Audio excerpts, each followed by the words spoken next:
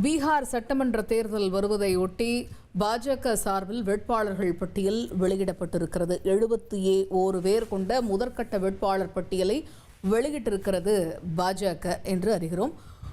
கூடுதல் விவரங்களை செய்தியாளர் ரமேஷ் விவரிக்க கேட்போம். ரமேஷ், பீகாருடைய சட்டமன்ற தேர்தல் வரக்கூடிய நிலையில் பாஜக முதற்கட்ட வேட்பாளர் பட்டியலை வெளியிட்டிருக்கிறாங்கன்னு அறிகிறோம்.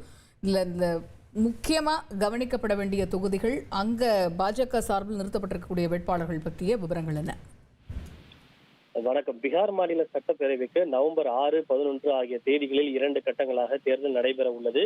மொத்தம் உள்ள 243 தொகுதிகளில் ஆளும் ஐக்கிய ஜனதா தளமும் பாரதிய ஜனதாவும் தலா 101 தொகுதிகளிலும், எஞ்சியுள்ள தொகுதிகள் இதர கூட்டணி கட்சிகளும் போட்டியிடுவது என முடிவு செய்யப்பட்டுள்ளது. இந்த நிலையில் பாரதிய ஜனதா கட்சி தான் போட்டியிடக்கூடிய தொகுதிகளில் முதற்கட்டமாக 71 தொகுதிகளுக்கான வேட்பாளர் பட்டியலை சற்று முன்னதாக வெளியிட்டிருக்கிறது.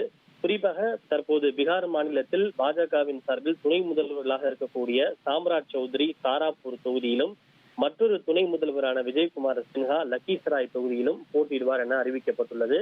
இதில் சாம்ராஜ் சௌத்ரி அந்த பீகார் மாநிலத்தினுடைய பாஜகவினுடைய முக்கிய முகமாக பார்க்கப்படுகிறார்.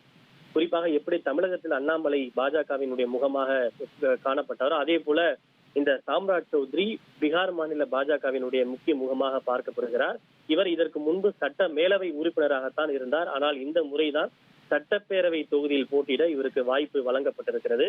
அதே போல மற்றொரு அமைச்சராக இருக்கக்கூடிய நிதின் நபீனுக்கு பங்கிப்பூர் தொகுதியிலும், ரேணு தேவிக்கு பெட்டியார் தொகுதியிலும் போட்டியிடுவார் என்று அறிவிக்கப்பட்டுள்ளது.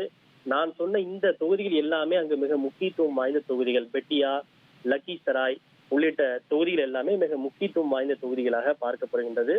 இது தவிர பாஜகவின் முக்கிய தலைவர்களாக பார்க்கப்படுகின்ற காயத்ரி தேவி பரிகார் தொகுதியிலும், தாரி கிஷோர் பிரசாத் என்று ஒருவர் இருக்கிறார். இவரும் முக்கியமான ஒரு நபர். இவர் கட்டிகார் தொகுதியிலும் போட்டியிடுவார் என்று தெரிவிக்கப்பட்டிருக்கிறது.